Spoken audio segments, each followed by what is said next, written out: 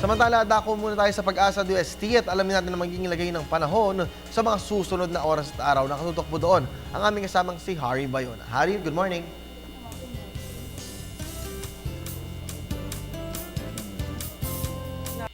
Buhat po ngayon. Yan po ay dahil sa pag-iral ng northeast monsoon o hanging amihan na partikular na nakakaapekto dyan po yan sa northern at central Luzon. So mga kabayan, ngayong araw nga po, fair weather nga po ang maaasahan natin sa buong bansa. Pero ito nga po ang aasahang lagay ng panahon, no? Dito nga po sa atin sa Metro Manila, ganun din po yan sa Ilocos, Cordillera at sa Cagayan Valley. Makakaasa po tayo ng partly cloudy skies na may isolated light rains. Ganyan din po nga aasahang panahon sa Central Luzon.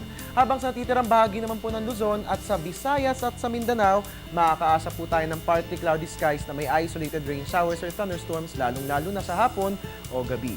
More or less mga kabayan, ganito lang din pong maaasahang panahon for this week. Yan po ay ayon kay Pag-asa weather forecaster Alvin Pura, so there's nothing to worry about. Makapansin nga po natin ang ating MTSAT imagery, maninipis po ang mga kaulapan, so madalang na lang po ang magiging mga pag-ulan na ating mararanasan. Samantala sa iba pang balita, bumagal nga po ang pagkilo si Typhoon Francisco na binabantayan po natin sa labas ng ating FAR. Yan nga po, nakikita nga po natin sa ating infrared imagery kung ito po yung lokasyon ni Bagyong Francisco na binabantayan po natin.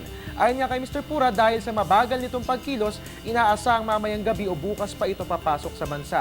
Wala namang dapat alalahanin dahil hindi ito direkta makakaapekto sa bansa at within 24 to 48 hours, ilalabas na rin po si Typhoon Francisco. Ito nga po mga kababayan, heads up lang po, ito po yung posisyon ni Typhoon Francisco ngayon at ito po yung low pressure area na binabantayan natin sa labas ng ating bansa. Pero nakikita nyo nga po, magsasalib na nga po ng puwersa itong dalawang kaulapan, so itong bagong low pressure area hihigupin na ni Typhoon Francisco. Samantala, isa na naman po nga tropical depression, ito nga po yung nakikita natin sa malayong bahagi sa labas ng ating FAR. Malayo pa naman po ito, kung kaya hindi pa naman ito inaasahang makakaapekto sa ating bansa. Pero just the same, ang aming paalala mga kababayan, patuloy nating bantayan ang lagay ng ating panahon ng sa gayon, makaiwas po tayo sa anumang panganib na maidudulot ng mga pag-ulan. At yan nga po ang aasahang lagay na panahon para sa araw ng Lunes, October 21.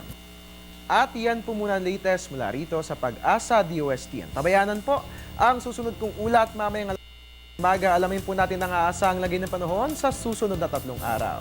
At your service po new weatherman, Harry Bayona, nagpapaalalang tiwala lang, may tamang panahon ang bawat pagkakataon. Balik sa iyo, Kirby. Happy Monday. Maraming salamat sa iyo, Harry, at happy Monday din.